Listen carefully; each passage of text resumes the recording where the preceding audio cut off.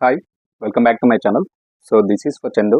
మీ creations 5191. So, ఈరోజు మీరు thumbnail చూసారు కదా! మనకైతే తెలంగాణలో అయితే మనకు ఎల్‌పీ సెట్‌కి సంబంధించినటువంటి నోటిఫికేషన్ అయితే రావడం జరిగింది. సో, మరి అప్లికేషన్ ఎప్పటి నుంచి స్టార్ట్ అవుతుంది? మరి ఎగ్జామ్ ఎప్పుడు ఉండబోతుంది? మరి దీనికి సంబంధించి క్వాలిఫికేషన్ ఏముంది? ఎవరు అప్లికేషన్ చేసుకోవచ్చు? ఈ డీటెయిల్స్ అయితే ఇప్పుడు ఈ వీడియోలో ఎక్స్‌ప్లెయిన్ చేస్తా step by step.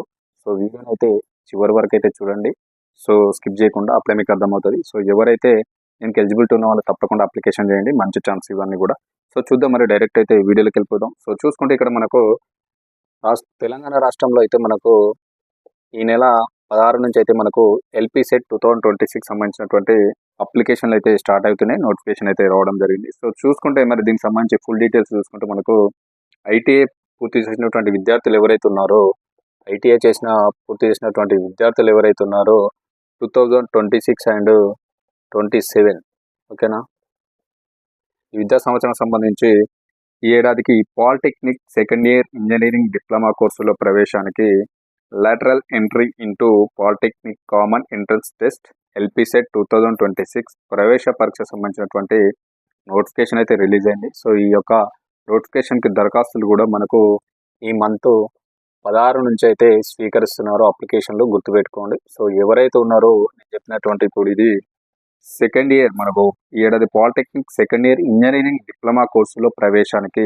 Lateral entry అనేది ఉంటుంది. సో, దీనిలో పాలిటెక్నిక్ కామన్ ఎంట్రన్స్ టెస్ట్ ద్వారా మాత్రమే వాళ్ళు ఎంట్రీ ఇస్తారు. అది ఈ ఎగ్జామ్ అనమాట. సో, ఇందులో ఈ యొక్క ఎగ్జామ్ ద్వారానే మీరు దీనిలోకి అయితే ఎంటర్ కావచ్చు. ఈ ఎంట్రన్స్ త్రో గుర్తుపెట్టుకోండి. ఆన్లైన్ దరఖాస్తులు మనకి ఈ మంత్ 16th నుంచి అయితే స్టార్ట్ అవుతున్నాయి. అప్లికేషన్ చేసుకోండి. దీనికి సంబంధించినటువంటి సాంకేతిక విద్యా బోర్డు కార్యదర్శి గురువారం అయితే మనకు చెప్పడం అయితే జరిగింది. సో, ఇక్కడ చూసుకుంటే మెయిన్గా మనకు మీరు 2 ఇయర్స్ ఐటీఐ కంప్లీట్ చేస్తారు కాబట్టి ఈ 2 ఇయర్స్ ఐటీఐ ఉంటుంది కదా, ఇందులో వచ్చేసి మీరు ఈ యొక్క ఎంట్రన్స్ రాయాలంటే కంపల్సరీగా మీరు 60% మార్క్స్ తోటి అయితే మీరు ఈ ఐటీఐ అయితే పాస్ అయి ఉండాలి. అది కూడా గుర్తుపెట్టుకోండి. వాళ్ళు మాత్రమే ఈ యొక్క లాటరల్ ఎంట్రీ ద్వారా మనకు ఈ యొక్క పాలిటెక్నిక్ కామన్ ఎంట్రన్స్ టెస్ట్ ద్వారా ఇంజనీరింగ్ డిప్లొమా దానికి అయితే ఎంటర్ కావచ్చు. గుర్తుపెట్టుకోండి. కంపల్సరీ మీరు 60% మార్కులతోటి మీరు పాస్ అయి ఉండాలి. దీనికి సంబంధించినటువంటి ఉపాధి కల్పన శిక్షణ శాఖ నిర్వహించినటువంటి బ్రిడ్జి కోర్సు పూర్తి చేసినటువంటి అభ్యర్థులు మాత్రమే అర్హులు అనమాట. గుర్తుపెట్టుకోండి. 2 ఇయర్స్ ఐటీఐలో మనకు 60% మార్కులతోటి ఉపాధి కల్పన శిక్షణ శాఖ ఉంటుందిగా మనకు ఆల్రెడీ. సో, వాళ్ళు నిర్వహించినటువంటి ఏదైతే ఉందో ఎగ్జామ్ బ్రిడ్జి కోర్సు ద్వారా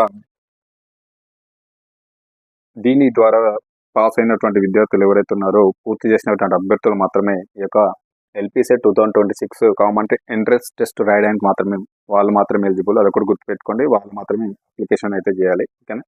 సో, దీనికి సంబంధించినటువంటి మనకు మే 15 అయితే ఈ యొక్క ఎగ్జామ్ అయితే ఉండబోతుంది. గుర్తుపెట్టుకోండి. సో, మనకు మే 15న మనకైతే ఈ యొక్క ఎంట్రన్స్ ఎగ్జామ్ అయితే కండక్ట్ చేస్తారు. గుర్తుపెట్టుకోండి. సో, అప్లికేషన్ అయితే ఈ మంత్ 16 నుంచి స్టార్ట్ అవుతుంది. అదేవిధంగా మనకు ఎగ్జామ్ వచ్చేసి మనకు మే 15 అయితే మనకి ఎగ్జామ్ అయితే కండక్ట్ చేయబోతున్నారు. ఓకేనా. ఇది ఒకటి అయితే గుర్తుపెట్టుకోండి. అదేవిధంగా మనకు ఎగ్జామినేషన్ ఫీ చూసుకుంటే దీనికి మీరు అప్లికేషన్ చేయాలంటే మనకు ఎగ్జామినేషన్ ఫీ కూడా ఉన్నది. సో, ఆ ఫీ కూడా చూద్దాం. మరి ఆ డీటెయిల్స్ ఏంటంటే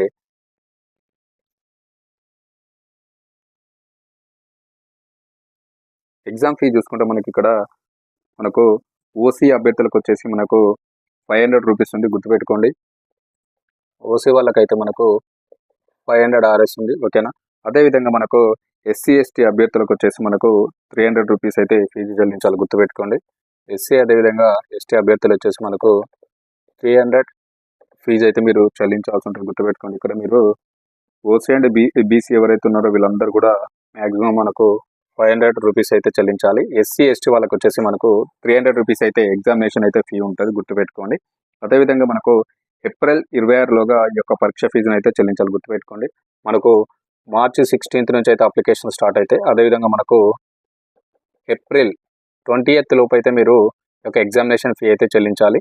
ఈ యాజ్ పర్ నోటిఫికేషన్ ప్రకారం ఇచ్చినటువంటి ఓసీ వాళ్ళు అయితే 500, అదేవిధంగా ఎస్సీ ఎస్టీ వాళ్ళు అయితే 300 ఫీజు అయితే చెల్లించాలి. ఇది ఏప్రిల్ 20 లోపు మీరు అప్లికేషన్ చేస్తే ఓకేనా.